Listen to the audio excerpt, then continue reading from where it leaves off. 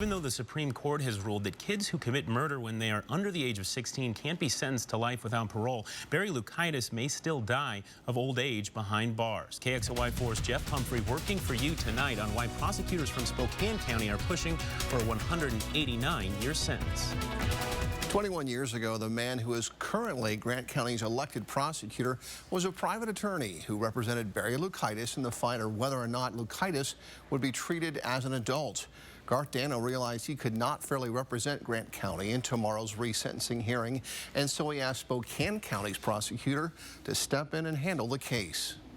In 1996, Barry Loukaitis walked inside his math class here at Frontier Middle School, killed his teacher, 2 other students, and wounded a 3rd. This is a crime that impacted a community, impacted juveniles at the time. It is not just Mr. Loukaitis that was a juvenile at the time of this crime. Even though he was just shy of his 15th birthday, Loukaitis was convicted and sentenced to life in prison.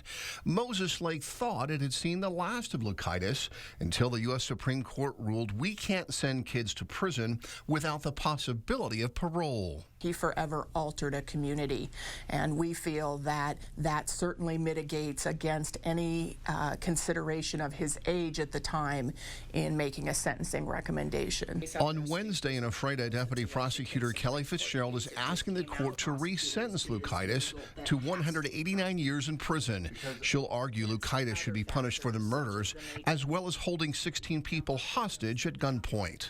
Every charge has a deadly weapons enhancement.